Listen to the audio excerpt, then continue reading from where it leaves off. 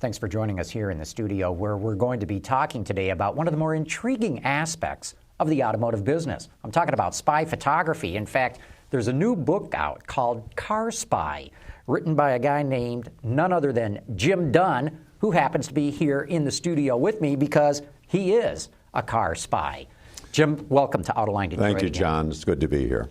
So, car spy photography, that isn't the kind of thing that you see on a job application form or a resume or anything like that. How did you even get into this spy photography part of the business? John, I needed the money. I was working as a poor writer for magazines, and I thought I need extra money to make ends meet. So I had some kids going to school, so I thought if, besides that, the magazines I work for, if I wrote something today, the news didn't get printed for 2 weeks or a month.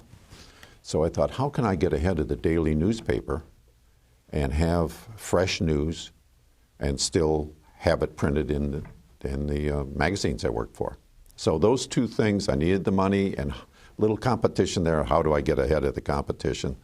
Led me say, I see these cars running around. Maybe I can take a couple pictures, sell them, I'll make some money, and I'll be well ahead of the daily newspapers in reporting the news. So those two things work together. Now, you say you saw some of these future cars running around, but, you know, usually they're heavily camouflaged or they're only being tested in proving grounds where the car companies try to keep prying eyes away. So how did you start finding out where these future products were being tested or being driven that you could go get a shot of them? Well, you know, I lived in Detroit, so you're raised, your relatives work at Ford's or GM or Chrysler. So there are proving grounds around, and that's where they test the cars. And they have barriers there, but sometimes the cars come out on the open road. And you sit out there, wait a while. Now, other times, if you want to get really far ahead of what the testing was concerned with, you'd have to go down inside of the company. And that meant going past guards or receptionists, taking pictures undetected. And that's kind of what I specialized in early on. But by the time I was at it 15 years, just about everybody in the industry knew me, so I couldn't just walk in or I'd be recognized. So most of my later photos were taken from the outside. For instance, that one on the cover is a Corvette from the GM Proving Grounds. And it says everything about testing. It's got a fifth wheel on it. It's kind of covered up. The grill is covered up to say this is a future car. Got a pitot valve up on the roof. And then you can see from a distance, it's taken from a distance with a long lens, longer than this, that foreshortens the picture. Brings everything together. You see all four wheels. That's my favorite shot, actually, of all the, say, 5,000 that I've taken. Unbelievable. 5,000 spy shots. 5,000 usable ones. You can imagine how many I threw away. Now, let's go back a little minute, because you said that if you stay outside the proving grounds, you'll see one of these cars come by, or if you go inside, and we'll have to get into a bit of that as well. But you can't just sit outside of a proving grounds day after day waiting for something to come by or hoping that it does. And you can't even just sneak into a company's property and hope that you're going to find something. John, I didn't sneak in. Oh, you didn't sneak in? No, Oh. I walked right in. Okay, well, we'll get to that in a minute, I had a disguise, though. But you had to have good intelligence as to when a car would be coming by and what it might be. There was a lot of just sitting around and waiting. Maybe not too long. You know, wait a while I'm driving out to the airport, stop by Ford's, or maybe going to Lansing. I'd stop by the GM Proving Grounds, spend an hour there. But I wouldn't spend half a day or never all day. Now today, people, spy photographers, so-called, wannabes, are out in Death Valley today in the hot weather testing, and they'll be out there for weeks or, say, 3 months waiting for the cars to drive by. Well, that's not what I did. I worked as a writer, and I did the photography on the side, so it's quite a bit different. Now, as far as going inside, there were special techniques for that, and that's different, and I don't think it's ever done anymore. People just don't do it. Tell us a little bit about those techniques. I mean, number one, how did you ever, muster up the courage to try to get through a guard check or a receptionist when you first started this? Well, it may have meant my job at the magazine. You might have gotten fired for this. I might have gotten because you're fired, trespassing. And I might have been arrested. And yeah, trespassing. Well, the disguise was simple. It was a white short sleeve shirt with a skinny black tie. And in the pocket here, I'd have the pencil, all the pencils in a pocket protector. Pocket protector, and a definite attitude. And like you belong there. Yeah, and then I'd have a clipboard and a very official look on my face. No, I wouldn't look at the receptionist because she wasn't, or he wasn't worth it. So I just walk by and walk in. Now, one of the early times, Jerry Flint, the late Jerry Flint, who worked for the New York Times, and I would go into this the pilot plant at Chrysler on East Jefferson in Detroit. And by pilot, you mean where they would build early models? The very first build-up of the very first cars, and they practically hand-build them. Well, by the time they finished the cars at this pilot plant, they would take pictures of them and then ship them out to be tested. Well, Flint and I would walk by the receptionist at the front of a assembly plant, because in the back of the assembly plant was the pilot plant.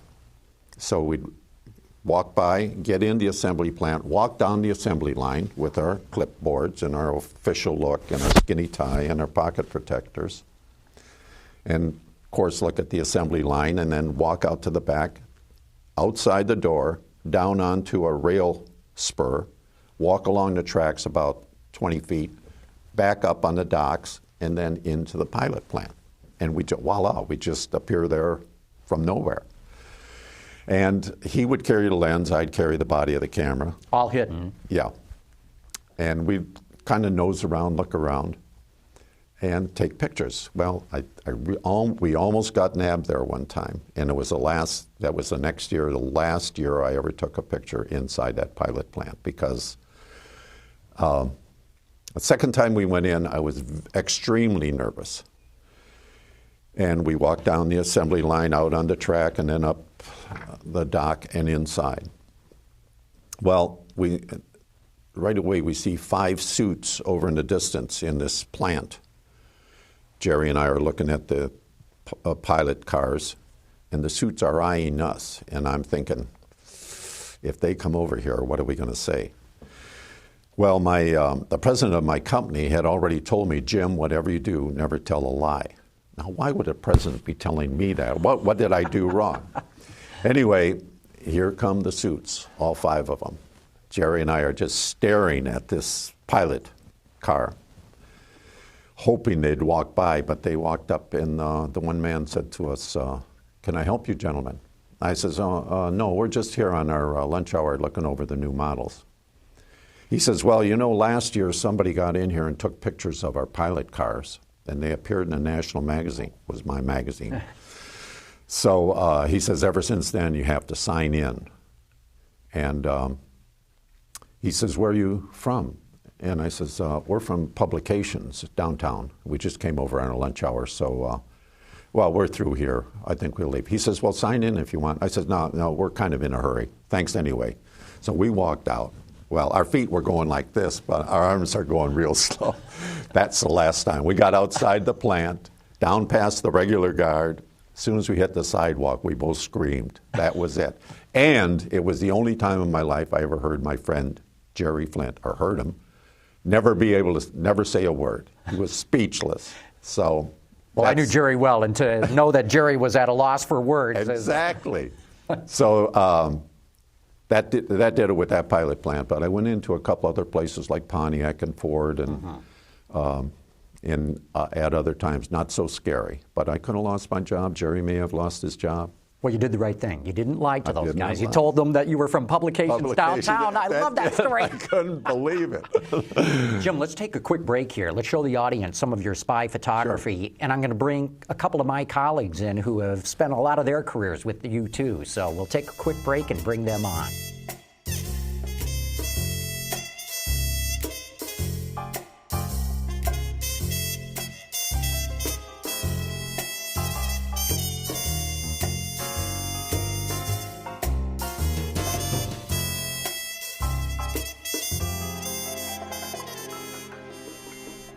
Joining us now for our continuing discussion with master spy photographer Jim Dunne are Jim Hall from 2953 Analytics and Michelle Krebs from Edmunds.com. And great having the both of you here. Thanks for having us. Michelle, you got the floor.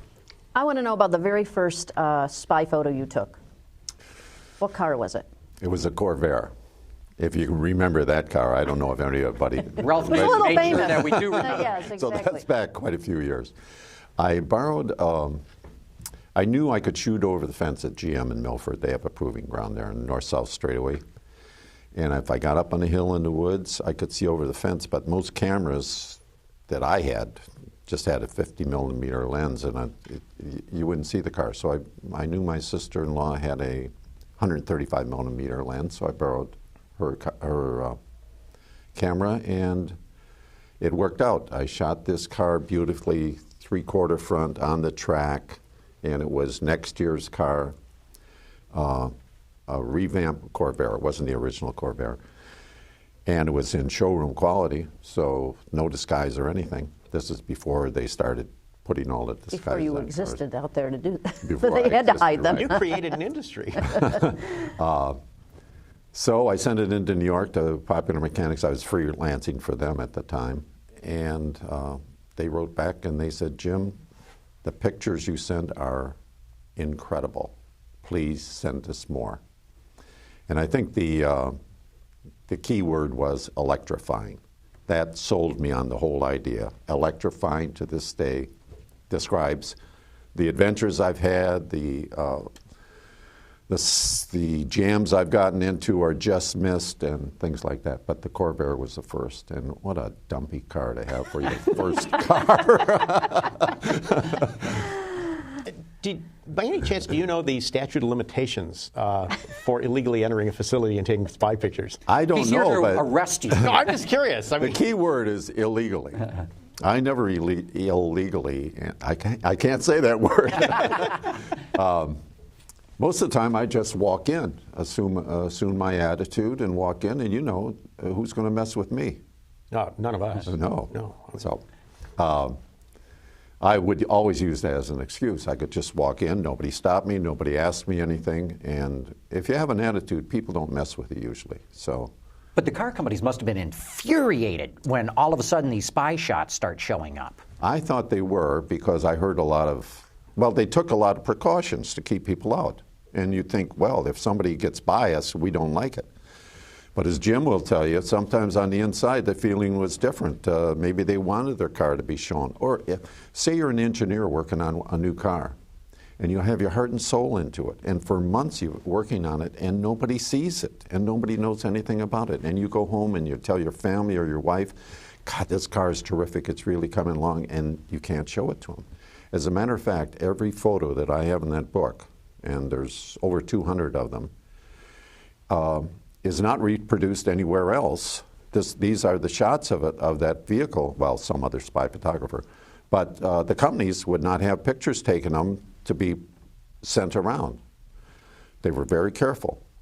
But at the same time, I think they enjoyed seeing the product of their work, their labors out there, and shown to the public. Yeah, there are a lot of times with programs, you actually wanted the car out there because you get some feedback from people. And the thing is now, because you've got to be infuriated with the Samsonite suitcase stuff they're starting to put on cars to disguise them, the rigid plastic things where you can't tell what the car is. Yet there's still people selling photos of cars that look like briefcases. So it ain't quite the same. Briefcase, I never used that one, but I've called them other things. Oh, okay, yeah, all right. The giant sacks are the interesting ones, too. Do you recall the first time they actually tried putting paint camo on them with those weird graphic patterns? The paint camo came kind of late. Okay. The one that really stands out in my mind is the bronze Corvette. It looked like a Batmobile in bronze, and I think it was in the 70s, a brand new Corvette. Mm-hmm. And the story with that, just briefly, is that Don Sherman, who was the editor of Car and Driver, called me up and said, Jim, have you got any pictures of the new Corvette? I says, no, do you really want them? He says, we'd kill for a Corvette.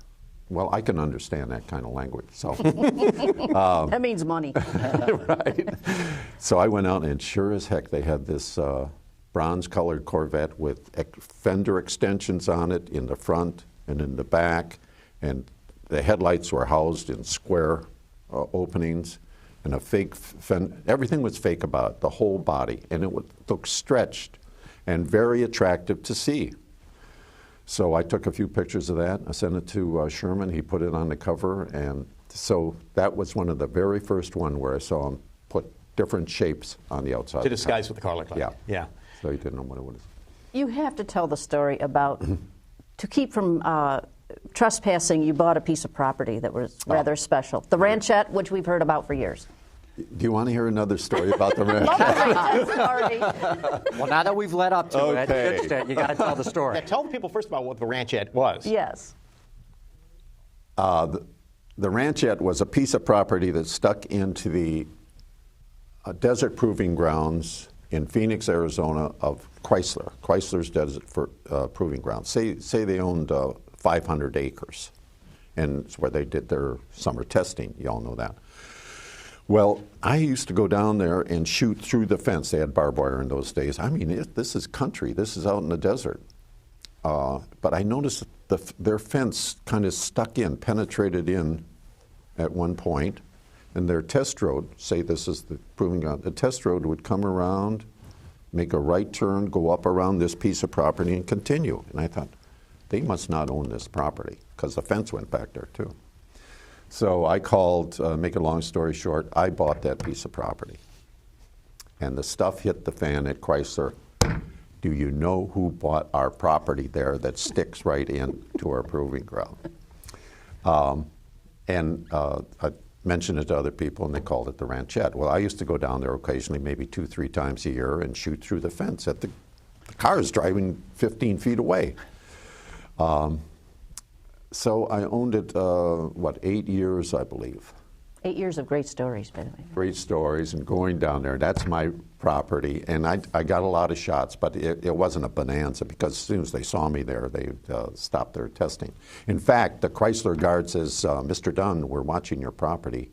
And there was somebody on it the other day, and I told him, does Mr. Dunne know you're here? And he said, well, no. And I said, you have to get off the property. So Chrysler was watching my property. Anyway, when I check in to the front gate on official business of the magazine to test a car out somewhere in the proving grounds, they always have a book there, sign in your name and your affiliation. Well, guys that sign in Jim Hall, Motor Trend, or whatever, things like that.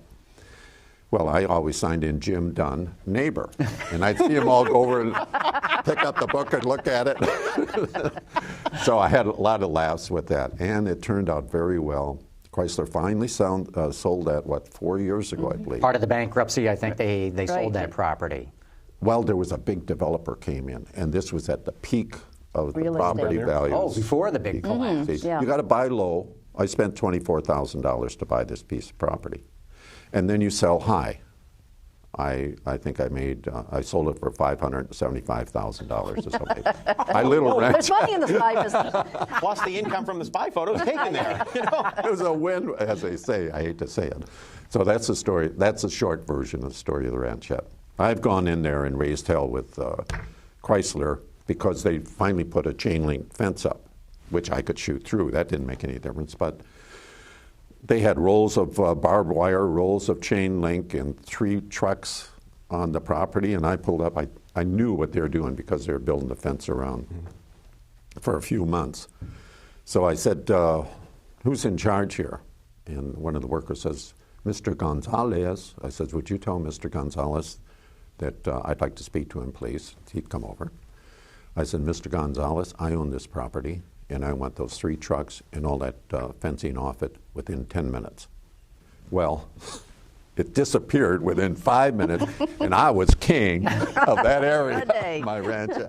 Anyway, shortly, the guard comes out. He's notified. Hello. The guard comes out. He sees me. He says, oh, you're here. Okay, just a minute. Next, Chrysler car comes out, and the general manager and assistant general manager get out of the car. They're huge, 2 huge guys. And they said, Mr. Dunne, is there a problem? And I said, is there a problem? I pull up here, I see these trees. Look at the ruts they made in my desert. They ran over this tumbleweed. Steam is coming out of their ears because they don't want me there in the first place anyway. But it was all resolved, and I said, look, I'm leaving now, and I'm not coming back for a couple of months, so do whatever you want. A few years later, a little follow-up story, I saw the head of security at Chrysler, who was then working at Ford Motor Company. And I said, did anybody get in trouble with me buying that property? She says, no. She said, no, it's a typical bureaucratic thing. We just wrote back inside the company that we had already had the paperwork going to buy that property, and it hadn't been signed off through the channels, so we got off with that. So it all worked out well for everybody. Of course, I don't own the property anymore, and I do sorely miss it. Except in the bank account. There's no more cars running over there. It was a huge development that bought this piece of property. I think it was the biggest land deal in Arizona. That's right. It was the biggest land sale in the history of Arizona. Mm-hmm. Oh. Yeah. We once, when I was at General Motors, we once sort of knew you were out there and played a trick on you. Tell me about it. But make it short. I will. But it was before Saturn came out, but they'd announced Saturn, and everybody's wondering what our Saturn's going to be. And I was engineering manager of the joint venture programs, and we decided to get a Geostorm that we'd just gotten our first not a pilot, but a pre-pilot car in. And we put Saturn badges on it that we had fabbed up out of cardboard, and a Saturn die-cut decal on the rear bumper. You mind if I call you a name after this is that's over? okay. And I remember when it was on the cover of Auto Week, and I went, it worked! Wait a minute. Who named that car Geo? Who was the one inside GM? It's a trick question. A company called Name Lab came to GM with all of these names. I thought you were the one that... Not involved with that one. I wouldn't have picked it. Or Lumina, because, they had the Lumina. And Lumina, Chevy Lumina, for others. Right. GM was, after they named it, they were sued by Lumina and Monte Carlos for using and diminishing the value of their names. Geo, it was an awful name. I thought that was your name. No. My name's right. Jim, and I would call the car a Jim. I remember that because you and I are kind of wearing the same thing. We have the same look, and we have the same first name, so I can remember that today. Yeah. What was old friend of mine, very old friend. What was the hottest photo you took that sold the fastest that people wanted? Oh, it was in downtown Chicago, of all places. Cadillac was running a shoot on Wacker Boulevard. And the shoot usually consists of a director, a cameraman, a couple of fluffers at the side, and then a couple of gophers. And they had blocked off part of Wacker just west of Michigan Avenue on the Chicago River. Well, I was coming in for a Nissan preview, and we were meeting at those towers, those Marina Towers. Mm-hmm. And I was with Jack Keebler in the car, and Jack says, that's a new Escalade they're testing there. Or not testing, but doing a ad shooting a commercial. It's the rolling footage stuff, right? Yeah. So I said, stop. So I got out of the car. I said, Jack, what is that? Are you sure that's our hotel? Because I'm not sure where I'm going. He says, yeah, right. I says, well, tell him Nissan I'll be a little late when I check in. So I started walking back to Michigan Avenue. I stopped a pedestrian. I said, where's the nearest drugstore or Walgreens? Right up the Michigan, down the block, it's right on the corner. So I hurried down there, walked in, I said, how much are these cardboard cameras? You've seen them, throwaway camera. Disposable camera? Yeah. 35 millimeter, 35 millimeter. So she says $9.60. I said, okay, I'll buy one. So I said, the film's in it and everything, how did these work? So she showed me. I said, well, take a picture with it, would you? So I could see you actually. So she did. So I paid her and I hurried back and I shot the car without too much trouble. They saw me, but it was after I had shot the car. And then I walked down Wacker, across the bridge, the Marina Towers, checked in with Nissan, and I said, do you know where there's a 1 hour developing around here? He said, Mr. Dunne, we'll take care of that for you. I says, well, I'm kind of concerned about this film, so don't worry. Don't. It's a very nice camera. I want the camera back. And you're going to have to wrap it up quick. We're getting down to the end here. Yeah. Anyway. You sold them that night, didn't you? Of course. I went up, freshened up in my room. By the time I come down, they had 2 sets of prints for me. And they said, Mr. Dunne, we kept a set of prints for ourselves. You don't mind, do you? Well, it was Nissan. They wanted to see what Escalade. I said, well, no. So I walked across the entranceway, and they're in House of Blues restaurant. We were having dinner. And I ran into my colleagues, the other writers, and 2 of them said, we'll buy that photo. Sold them right on the spot. Handed them over. Well, of course, they didn't pay me till later, but yes, that was my fastest turnover.